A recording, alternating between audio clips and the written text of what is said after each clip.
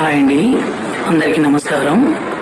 మరుగుమందు ఏ విధంగా తయారు చేస్తారు, ఈ మరుగుమందు వల్ల ఉపయోగాలు ఏంటి, దాని గురించి తెలుసుకున్నాము.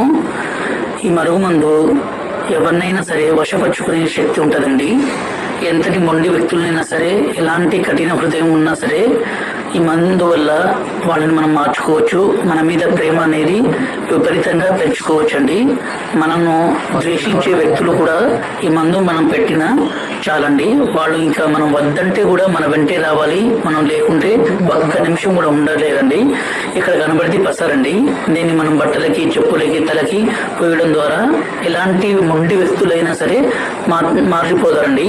అలాగే దీని పక్కన పౌడర్ అండి.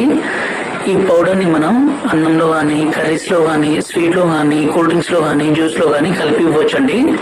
ఈ మరుగుమందు వల్ల ఎలాంటి చిన్నపాటి సైడ్ ఎఫెక్ట్స్ కూడా ఉండవండి. ఎందుకంటే స్వయంగా మేము